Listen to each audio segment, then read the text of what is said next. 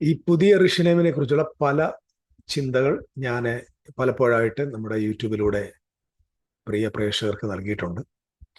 ഇന്ന് എൻ്റെ ഹൃദയത്തിലൂടെ പെട്ടെന്ന് പ്രകാശിച്ച ഒരു ചിന്ത നിങ്ങളോട് പങ്കുവയ്ക്കണമെന്ന് ഞാൻ അതിയായിട്ട് വാഞ്ചിച്ചു ആഗ്രഹിച്ചു. അങ്ങനെയാണ് ഞാൻ ഈ വീഡിയോയിലൂടെ കടന്നു വന്നത്. നമുക്കറിയാം, ഇസ്രായേൽ മക്കളെ മിസ്രൈമിൽ ദൈവം പുറപ്പെടുവിക്കുമ്പോൾ അവരെ സിനായുടെ താഴ്വരയിൽ കൊണ്ട് എത്തിച്ച് പുറപ്പാട് പുസ്തകം 19-ാം അധ്യായത്തിൽ ദൈവം അവരോട് പറയുന്ന ഒരു വാചകമുണ്ട്: ഞാൻ നിങ്ങളെ മിസ്രൈമിൽ നിന്ന് കഴുകന്മാരുടെ ചിറകിൽ എൻ്റെ അടുക്കൽ കൊണ്ടുവന്നു. നിങ്ങൾ എനിക്ക് വിശേഷമായ ഒരു ജാതിയാണ്. എല്ലാ ജാതികളിലും വെച്ച് നിങ്ങൾ എനിക്ക് വിശേഷതയുള്ളവരാണ്. നിങ്ങൾ എൻ്റെ കൽപ്പനകളും വിധികളും പ്രമാണങ്ങളും വാക്കുകളും ഒക്കെ നിങ്ങൾ അനുസരിക്കുകയും നിങ്ങൾ എനിക്ക് വിശേഷമുള്ള ജാതിയായി മാറുകയും വേണം എന്ന് ദൈവം ആവശ്യപ്പെടുന്നു. മാത്രമല്ല, അവരോട് പറയാ, നിങ്ങൾ എനിക്ക് രാജകീയ പുരോഹിത വർഗമാണ്. You are the kingdom priest. വളരെ പ്രധാനപ്പെട്ട ഒരു കാര്യം പറയാം. നിങ്ങൾ എനിക്ക് രാജകീയ പുരോഹിത വർഗമാണ് എന്ന് പറഞ്ഞാൽ മുഴു ഇസ്രായേലിനെ ദൈവം കണ്ടത് ദ കിങ്ഡം ഓഫ് പ്രീസ്റ്റ്സ്, പുരോഹിതന്മാരുടെ സാമ്രാജ്യം. നമുക്കറിയാം, പുരോഹിതൻ എന്ന് പറഞ്ഞാൽ ദൈവത്തിന്റെ സ്വഭാവത്തെ, ദൈവത്തെ ശുശ്രൂഷിക്കുക, ദൈവത്തെ ആരാധിക്കുക, ദൈവത്തെ ജനത്തിന് വെളിപ്പെടുത്തി കൊടുക്കുക. അപ്പം രാജകീയ പുരോഹിത വർഗം എന്ന് പറഞ്ഞാൽ ദൈവത്തെ ആരാധിക്കുകയും ദൈവത്തെ മനുഷ്യർക്ക് വെളിപ്പെടുത്തുകയും ചെയ്യും. അപ്പം ദൈവത്തിന്റെ അടുക്കിലേക്ക് പോകുമ്പോൾ അവൻ പുരോഹിതനും, മനുഷ്യരുടെ അടുക്കിലേക്ക് അവൻ തിരികെ വരുമ്പോൾ രാജാവുമാണ്. ഞാൻ ഒന്നുകൂടെ പറഞ്ഞുതരാം. ദൈവത്തെ ജനത്തിന്റെ നടുവിലേക്ക് കൊണ്ടുവരുന്നവൻ രാജാവും, ജനത്തെ ദൈവത്തിന്റെ അടുക്കിലേക്ക് കൊണ്ടുവരുന്നവൻ പുരോഹിതനും. അപ്പം ജനസമൂഹത്തെ ദൈവത്തിങ്കിലേക്ക് എത്തിക്കുന്ന പുരോഹിതൻ, ദൈവത്തിന്റെ പ്രഭയും ദൈവത്തിന്റെ അധികാരവും മഹത്വവും ജനങ്ങളിലേക്ക് എത്തിക്കുന്നവന്റെ പേര് രാജാവ്. അപ്പോൾ രാജകീയ പുരോഹിതൻ എന്ന് പറഞ്ഞാൽ ജനത്തെ ദൈവത്തിങ്കിലേക്കും ദൈവത്തെ ജനത്തിങ്കിലേക്കും എത്തിക്കുന്ന ഭൂമിയിലെ ഒരു സാമ്രാജ്യമാണ് ഇസ്രായേൽ എന്നാണ് ദൈവം സീനായുടെ താഴ്വരയിൽ വെച്ച് സംസാരിച്ചത്. ഞാൻ പറഞ്ഞു വരുന്നത് പുത്തൻ യെരൂശലേമിനെ കുറിച്ച്. നിർഭാഗ്യവശാൽ ഈ സീനായുടെ താഴ്വരയിൽ വെച്ച് തന്നെ ദൈവത്തിന്റെ പ്രമാണം ലംഘിച്ച ജനം കാളക്കുട്ടിയെ ആരാധിക്കുവാൻ പോയി. ആ സാഹചര്യത്തിൽ ദൈവം 12 ഗോത്രങ്ങളിൽ നിന്ന് ലേവ്യ പൗരോഹിത്യത്തെ, ലേവ്യ കുലത്തെ ദൈവത്തിനു വേണ്ടി പ്രതികാരം ചെയ്യുവാൻ അരയിൽ വാളും കെട്ടി കാളക്കുട്ടി ആരാധിക്കുന്നവരെ മുഖം നോക്കാതെ ശിക്ഷിക്കുവാനായിട്ട് ആവശ്യപ്പെടുന്നു. അങ്ങനെ ലേവ്യ ഗോത്രം മുൻപോട്ട് വന്ന് 3000 പേർ കൊല്ലപ്പെടും. അങ്ങനെ മുഴു ജനവിഭാഗത്തിന്റെയും, ശ്രദ്ധിക്കുക, മുഴു ഇസ്രായേലിന്റെയും മേൽ വെച്ചിരുന്ന രാജകീയ പൗരോഹിത്യം വരുന്ന വഴിയിൽ അഹരോന്റെ മേൽ കൈമാറുകയും ലേവ്യ കുലത്തിനു മാത്രമായി ലഭിക്കുകയും ചെയ്യും. ഇങ്ങനെ ലേവ്യ കുലം മാത്രം പുരോഹിതന്മാരാണ്. മാത്രമല്ല, അഹരോന്റെ കുടുംബത്തിൽ പിറന്നു വീഴുന്നവരാണ് യഥാർത്ഥമായിട്ടുള്ള പൗരോഹിത്യത്തിന്റെ ആളുകൾ. എന്നാൽ നിങ്ങൾ വചനത്തിൽ വായിച്ചു നോക്കിക്കേ, ഇവരെ ദൈവം എന്ത് ചെയ്തു? ഇവരെ മിസ്രൈമിൽ നിന്ന് കനാൻ ദേശത്തേക്ക് എത്തിച്ചു. 12 ഗോത്രങ്ങൾക്ക് ദൈവം ആ ദേശത്തെ ജോഷുവ മുഖാന്തരം വിഭാഗിച്ചു കൊടുത്തു. മോശയുടെ നിയമപ്രകാരം മറ്റ് ഗോത്രങ്ങൾക്കുള്ളതുപോലെയുള്ള അവകാശം, ദേശം, നാട് ദൈവം ലേവ്യർക്ക് കൊടുത്തിട്ടില്ല. പകരം അവർക്കൊരു പ്രത്യേകത ദൈവം കൊടുത്തു. ഇസ്രായേലിന്റെ നഗരത്തിൽ ഉടനീളം, ഞാൻ ഈ പറയുന്നത് ശ്രദ്ധിക്കുക, നഗരത്തിൽ ഉടനീളം ഇസ്രായേലിന്റെ മുഴുവൻ നഗരങ്ങളിലും ചിതറി പാർക്കുവാനുള്ള അവകാശം ദൈവം അവർക്ക് കൊടുത്തു. ശ്രദ്ധിക്കണേ, ലേവ്യ കുലത്തിന് എന്ത് കൊടുത്തു? ഏതെങ്കിലും ഒരു പ്രത്യേക ലൊക്കേഷനിൽ താമസിക്കുന്നതിന് പകരം ഇസ്രായേലിന്റെ ജനം എവിടെയെല്ലാം ഉണ്ട് അവിടെയെല്ലാം നിങ്ങൾക്ക് ചിതറി പാർക്കുവാൻ ദൈവം ഇസ്രായേലിന് അനുവാദം കൊടുത്തു. സംഖ്യാപുസ്തകം 35-ാം അധ്യായത്തിന്റെ 1 മുതൽ 8 വരെയുള്ള വാക്യങ്ങളിലും ആവർത്തന പുസ്തകം 18-ാം അധ്യായത്തിന്റെ 1-ഉം 2-ഉം വാക്യങ്ങളിൽ എന്തുകൊണ്ടാണ് അങ്ങനെ കൊടുത്തതെന്ന് പറയുന്നത്? കാരണം അവരുടെ അവകാശം ഭൂമിയായിരുന്നില്ല. Note this point. പൗരോഹിത്യത്തിൽ ആയിരിക്കുന്ന ലേവ്യർക്ക് അവകാശമായി ലഭിച്ചത് ഭൂമിയായിരുന്നില്ല. അത് അവരുടെ അവകാശം അവരുടെ ദൈവമായ യഹോവയായിരുന്നു. മറ്റ് ഗോത്രങ്ങൾക്കിടയിലുള്ള അവരുടെ സാന്നിധ്യം ദൈവത്തിന്റെ സാന്നിധ്യമായിരുന്നു. അവർ അവിടെ പാർക്കുന്നത് ദൈവത്തിന് അവരോട് പറയാനുള്ള നിർദ്ദേശത്തിന്റെയും ദൈവത്തിന് മുൻപിൽ അവർ അർപ്പിക്കുന്ന മധ്യസ്ഥതയുടെയും ഓർമ്മപ്പെടുത്തലായി വർത്തിച്ചു. ശ്രദ്ധിക്കൂ, ഇസ്രായേലിന്റെ എല്ലാ നഗരങ്ങളിലും ചിതറിപ്പാർക്കുന്ന ലേവ്യൻ ദൈവത്തിന്റെ സാന്നിധ്യമായിരുന്നു. ദൈവത്തെ ജനത്തിന് നടുവിൽ കൊണ്ടുവരുന്നവരായിരുന്നു. ജനത്തെ ദൈവത്തിലേക്ക് കൊണ്ടുവരുന്നവരായിരുന്നു. സ്വർഗീയമായ നിർദ്ദേശങ്ങൾ നൽകുവാൻ, ദൈവവുമായി മധ്യസ്ഥത അണയ്ക്കുവാൻ ചിതറിപ്പാർക്കുന്ന ഇസ്രായേലിലെ ഈ നഗരങ്ങളിൽ പാർത്തിരുന്ന ലേവ്യ കുലത്തിന് ദൈവം അവസരം കൊടുത്തു. ശ്രദ്ധിക്കുക, ലേവ്യർ ചിതറപ്പെട്ട് കിടക്കും. ഒരു സ്ഥലത്ത് മാത്രമല്ല. ആത്മീയ ജീവിതവും ദൈവവുമായിട്ടുള്ള അവരുടെ ഉടമ്പടിയുടെ അവബോധവും ഉയർത്തിപ്പിടിക്കുന്നതിനായി, ദൈവവുമായിട്ടുള്ള കവനന്റിന്റെ മഹത്വത്തെ ഉയർത്തിപ്പിടിക്കുന്നതിനായി ഇസ്രായേൽ ജനങ്ങളുടെ ഇടയിൽ ഉൾച്ചേർത്ത, അവരോടുകൂടെ ഇണങ്ങിയ ജീവനുള്ള കൂടാരങ്ങളായിരുന്നു അവർ.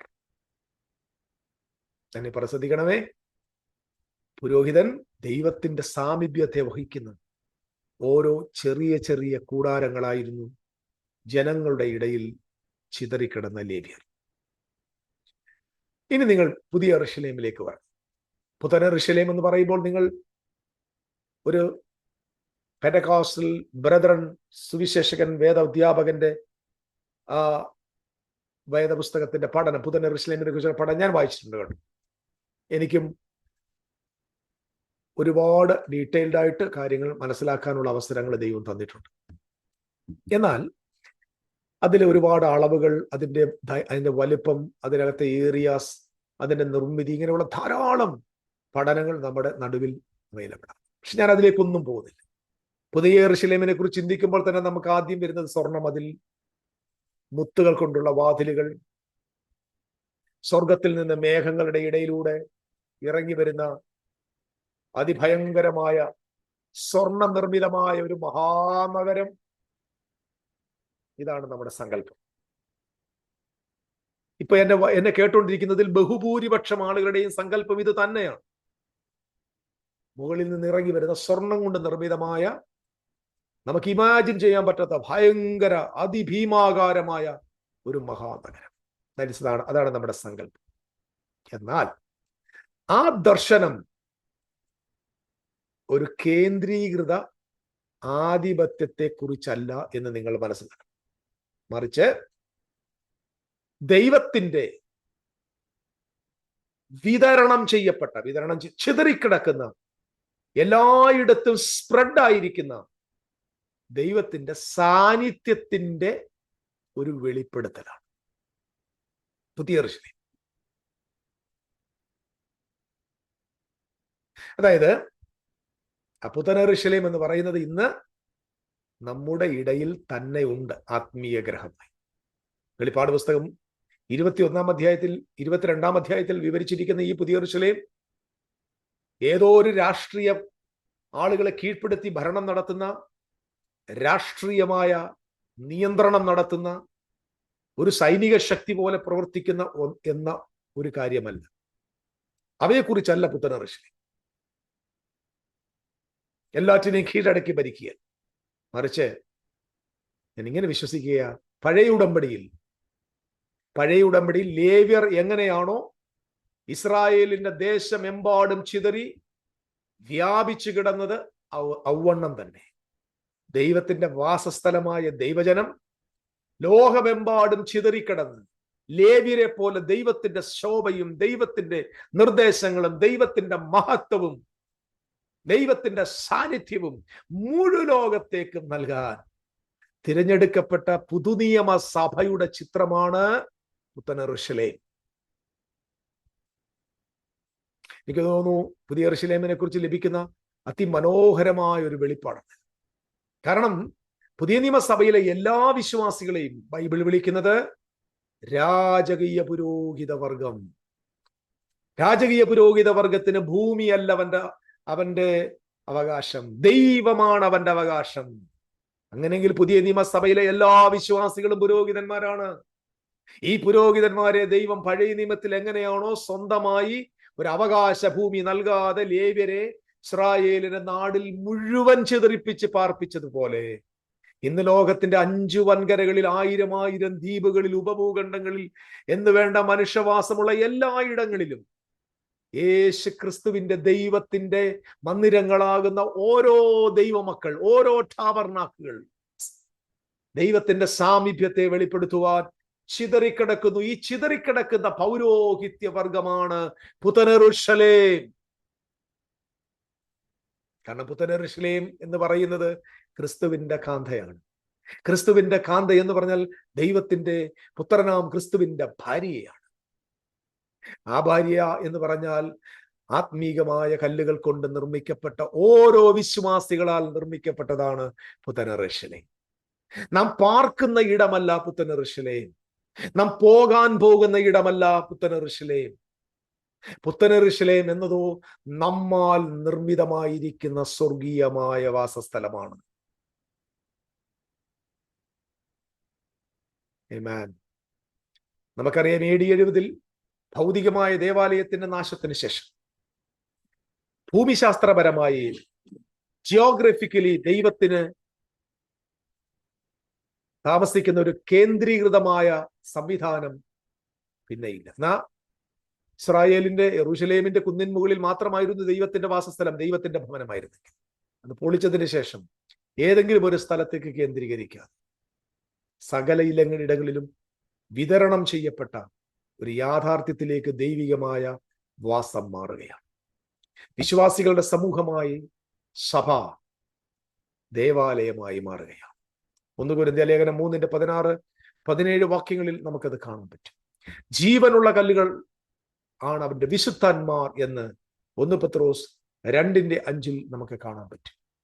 കൈകളാൽ നിർമ്മിതമല്ലാത്ത ഒരു നഗരമായി അത് രൂപാന്തരപ്പെടുന്നു, നിർമ്മിക്കപ്പെടുന്നു. പുതിയ യെരൂശലേം ഭാവിയിലെ ഒരു നിർമ്മാണ പദ്ധതിയല്ല. എന്നെ കേട്ടോണ്ടിരിക്കുന്ന ശ്രദ്ധിക്കൂ. നിങ്ങളിൽ ബഹുഭൂരിപക്ഷം ആളുകളും നവ യെരൂശലേം പാർപ്പിടം തന്നിലെ വാസം ഓർക്കുമ്പോൾ എന്ന് പാടി സന്തോഷിക്കുന്നവരാണ്. അടുത്ത വേറൊരു വാക്കുണ്ട്, പുത്തൻ യെരൂശലേമേ ദൈവഭക്തർ തൻ ആലയമേ എന്ന് പാടുന്നവരുണ്ട്. അമ്പ യെരൂശലേം അമ്പരിൻ കാഴ്ചയായി അമ്പരെ നിന്നു വരുന്നു എന്ന് പാടുന്നവരുണ്ട്. ഈ പാടുന്ന ചേട്ടന്മാര് ഒരു കുഞ്ഞു വാക്യം വായിച്ചിരുന്നെങ്കിൽ ഈ പാട്ട് എഴുതത്തില്ല. കാരണം എന്താണെന്നറിയോ? ക്രിസ്തുവിന്റെ കാന്തയാകുന്ന മണവാട്ടിയെ കാട്ടിത്തരിക എന്ന് ദൈവദൂതനോട് സംസാരിക്കുമ്പോൾ ആ ദൂതൻ യോഹന്നാനെ ഉയർന്നോ ഒരു മലയിൽ കൊണ്ടുപോയി ആത്മാവിൽ ദൈവത്തിന്റെ സന്നിധിയിൽ നിന്ന് ദൈവിക പ്രഭയോടെ മഹത്വത്തോടെ ഇറങ്ങി വരുന്ന പുത്തൻ യെരൂശലേം എന്ന നഗരം കാണിച്ചു കൊടുത്തു. പുത്തൻ യെരൂശലേം എന്ന നഗരം മണവാട്ടി സഭയാണ്. നമ്മൾ പാർക്കാൻ പോകുന്ന സ്ഥലമല്ല. അമ്പരേ നിന്ന് ഇറങ്ങി വരാൻ പോകുന്ന എന്തോ ഒരു നഗരമല്ല. ഇന്ന് ഭൂലോകത്തിന്റെ എല്ലായിടങ്ങളിലും ദൈവത്തിന്റെ വാസസ്ഥലമായി ചിതറിക്കിടക്കുന്ന പൗരോഹിത്യ സമൂഹമാണ് പുത്തൻ യെരൂശലേം. അവൻ തന്റെ ജനത്തിൽ അവന്റെ സാന്നിധ്യത്തിന്റെ പൂർണ്ണതയായി സ്ഥാപിതമായ അവന്റെ സാമീപ്യമായി നിലകൊള്ളുന്നു. ദൈവം നമ്മിൽ വസിക്കുന്നു. ഒരിക്കൽ കൂടെ ഞാൻ പറയാം, ഒരിക്കൽ ലേവ്യർ ഇസ്രായേലിൽ എങ്ങനെയാണോ അവരുടെ പട്ടണങ്ങളിൽ ഉണ്ടായിരുന്നത് പോലെ ലോകത്ത് അവന്റെ വിശുദ്ധന്മാർ ഇന്ന് വിവിധയിടങ്ങളിൽ ലേവ്യരെ പോലെ ചിതറിപ്പാർക്കും. സമാപനമായി ഒരു കാര്യം കൂടെ പറയാൻ ആഗ്രഹിക്കുക. നമ്മളെല്ലാവരും ചെറിയ ചെറിയ ആലയങ്ങളാണ്. നമ്മൾ ഒരു കുന്നിന്റെ മുകളിൽ സ്ഥിതി ചെയ്യുന്ന നഗരങ്ങളാണ്. കർത്താവ് പറഞ്ഞില്ലേ, മലമേലിരിക്കുന്ന പട്ടണം മറഞ്ഞിരിക്കാൻ പാടില്ല. ഓരോ വിശ്വാസിയും ദൈവത്തിന്റെ സാന്നിധ്യത്തിന്റെയും സ്നേഹത്തിന്റെയും ജ്ഞാനത്തിന്റെയും ഓരോ ചാലകങ്ങളാണ്. കീഴടക്കാനല്ല, മറിച്ച് ശാന്തവും പരിവർത്തനാത്മകവുമായ സ്വാധീനത്തിലാണ് ഓരോ വിശുദ്ധന്മാരും. You are the influencers. ലേവ്യർ എങ്ങനെയാണോ നഗരങ്ങളിൽ ആധിപത്യം സ്ഥാപിക്കാതിരുന്നത്, മറിച്ച് അവർ ആ നഗരങ്ങളിൽ അവിടുത്തെ ജനതയെ സേവിച്ചതുപോലെ, ബലപ്രയോഗത്തിലൂടെയല്ല, അടിച്ച് ഏൽപ്പിക്കലുമല്ല, മറിച്ച് ദിവ്യമായ സാന്നിധ്യത്താൽ ദൈവത്തിന്റെ രാജ്യം അവതരിപ്പിക്കാൻ നമ്മെ വിളിച്ചിരിക്കുന്നു. എന്റെ വാക്കുകൾക്ക് വിരാമമായിട്ട് ഈ പൂർത്തീകരിച്ച ദർശനത്തിൽ ഇതൊരു ഫുൾഫിൽഡ് ആയിട്ടുള്ളൊരു വിഷൻ പുതിയ യെരൂശലേം ഇതിനകം നമ്മുടെ ഇടയിലുണ്ട്. നമ്മൾ എവിടെയോ കാത്തിരിക്കുന്ന ഒരു നഗരമല്ല പുതിയ യെരൂശലേം. ഞാനിത് ഈ സന്ദേശം നിങ്ങളോട് പറയുമ്പോൾ നിങ്ങളും ഞാനും ചേർന്നതാണ് പുതിയ യെരൂശലേം. Right now new Jerusalem it is present here. നടുവിലുണ്ട്. കൃപയാൽ എവിടെയോ ഒന്ന് കേന്ദ്രീകരിച്ചിരിക്കുകയല്ല, ഏതോ ഒരു സാമ്രാജ്യം കെട്ടിപ്പടുക്കുന്നതിനെ കുറിച്ചല്ല, മറിച്ച് ദൈവത്തെ മനുഷ്യൻ ഉൾക്കൊള്ളുന്നതിനെ കുറിച്ച്. ഏതോ സമയം നിങ്ങൾ ഭൂമിയുടെ ഉപ്പാവും. ഉപ്പിനെ എവിടെയോ കൂട്ടിവെക്കുകയല്ല, കേന്ദ്രീകൃതമല്ല ഉപ്പ്, ചിതറിക്കിടക്കുന്നത് പോലെ. ഉപ്പ് ചിതറിക്കിടന്ന് മറ്റുള്ളവർക്ക് രുചിയായി മാറുന്നത് പോലെ, വിളക്കുകൾ മറ്റിടങ്ങളിലേക്ക് പ്രകാശം സ്പ്രെഡ് ചെയ്യുന്നത് പോലെ ദൈവത്തിന്റെ ഉള്ളിൽ വസിക്കുന്ന സാന്നിധ്യത്തെ ലോകത്തിലേക്ക് കൊണ്ടുപോയി ദൈവത്തിങ്കിലേക്ക് അവരെ ആകർഷിക്കാൻ ദൈവം ഭൂമിയിൽ ആക്കിയിരിക്കുന്ന സുവർണ നഗരമാണ് പുതിയ യെരൂശലേം. അതത്രേ നാം. മറക്കല്ലേ ഈ സന്ദേശം. എങ്ങനെയാണോ ഇസ്രായേൽ നാട്ടിൽ സ്വന്തമായി ഭൂമിയെ അവകാശമാക്കാതെ എല്ലായിടങ്ങളിലും ചിതറിപ്പാർക്കാൻ ലേവ്യരെ ദൈവം ആക്കിയതുപോലെ രാജകീയ പുരോഹിത വർഗമായ നാം ലോകത്തിലെല്ലായിടത്തും എല്ലാവർക്കും പ്രകാശം കൊടുക്കാൻ, എല്ലാവർക്കും ഉപ്പായി മാറാൻ ചിതറപ്പെട്ട് പാർക്കുന്ന വിശുദ്ധന്മാരുടെ സമൂഹത്തിന്റെ പേരാണ് പുത്തൻ യെരൂശലേം. May our Lord bless you all. ഈ സന്ദേശം നിങ്ങൾ അനുഗ്രഹമായെങ്കിൽ നിശ്ചയമായിട്ടും നിങ്ങൾ ഈ വീഡിയോ മറ്റൊരാൾക്ക് ഷെയർ ചെയ്യുക. അനേകർ സത്യങ്ങൾ അറിയട്ടെ. മാത്രമല്ല, ഈ വീഡിയോയിൽ ഇതുപോലെയുള്ള ഈ ചെറിയ സംരംഭത്തിലൂടെ നമുക്ക് ലഭിച്ചിരിക്കുന്ന ഈ പരിമിതമായ സാഹചര്യത്തിലൂടെ വചനത്തെ ഞങ്ങൾ ലോകത്തിന് കൊടുക്കുന്നു. ഇത് ഞങ്ങളുടെ ശുശ്രൂഷയുടെ ഒരു ഭാഗമാണ്. നിങ്ങൾക്ക് ഇതൊരു അനുഗ്രഹമായെങ്കിൽ നിശ്ചയമായിട്ട് നിങ്ങൾ ഈ യൂട്യൂബ് ചാനൽ സബ്സ്ക്രൈബ് ചെയ്യുകയും മറ്റുള്ളവർക്ക് പരിചയപ്പെടുത്തി കൊടുക്കുകയും ചെയ്യണമേ എന്ന് ഞാൻ ദൈവസ്നേഹത്തിൽ ഓർമ്മിപ്പിക്കുന്നു. ഇതുപോലുള്ള ധാരാളം ദൈവിക സത്യങ്ങൾ നിങ്ങൾക്ക് ഇനിയും തുടർമാനമായിട്ട് ലഭിക്കാൻ നമുക്ക് ഒരുമിച്ച് യാത്ര ചെയ്യാം. മഹാദൈവം നമ്മെ ഏവരെയും അനുഗ്രഹിക്കട്ടെ. Thank you.